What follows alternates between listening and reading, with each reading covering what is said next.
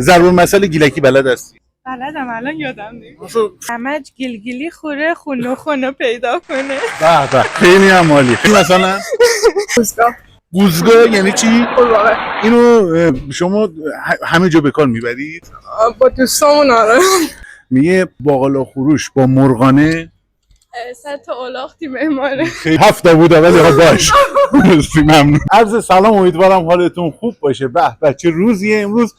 بعد از مدت اومدیم یه گزارش طوفانی رو استارت بزنیم با علیراد عزیز، بریم ببینیم که چه اتفاقی میفته. بریم. چرا وایسادی؟ بریم. عشان چی گویی دا خبره؟ یا علی خیلی هم ترشکونوس منی پرشکونوس انشالله که خیلی. الان با من بودی دستتو نکنه. کجایی هستی؟ آذری. ضرب المثل آذری بلدید به ما بگید؟ جان این یعنی چی؟ خدا تو رو نگه داره. تیکه کلامتون باشه. کی جان قربان بشون کی اول خوبی سوتی بالا میشه. باقلا خروش با مرغانه ادامه‌ش چیه؟ باقلا خروش با مرغانه 7 دلار چی کی میبونه. شما اصطلاحات گیلکی خونه به کار میبری؟ ملوان حساب کنم. نه میخوام بدونم. خب راجع ملوان گیلکی صحبت کن. آقا چرا ملوان حق ملوان میخوره؟ یا حق بده نمیخوره ایران. چرا با حق ملوان میخوره؟ چرا حق ملوان میخوره؟ اصطلاح پرسپولیس داوری اون داری میگی؟ پنالتی دوم. بله. یه جمله راجع ملوان بگو. ملوان همیشه قهرمان میشه. ان شاء الله. جلوی تصویر یه قول بدید که عظمت گیلکی صحبت میکنه. دانش گیلکیمون زیاد میکنه. بله.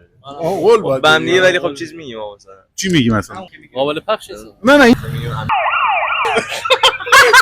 جان قربان میگه انا خروس مرغانه کنه. خیلی شانس داره دیگه. آره. همدان. یه دونه ضرب المثل همدانی به ما میگی؟ همدان شهر منه، یه تومانم یه تومان. خب این یعنی چی؟ فقط شنیدیم. خیلی بشیک. آره خیلی بیشیم میگم. خیلی هم عالی. کی جان قربان. من چی جان قربان. شما چی؟ یکی عاشق میمردک خیلی هم عالی. خیلی خروس مرغانه کنه. آقا یا خانم ایت خروسیسه نه تخم خب این آقا اینقدر خوشبخت خروسشم تو. آره بلا میشه. منزلی به داداش چی میگن؟ ابای آبای قربان. خیلی ممنونم از شما. تشکر.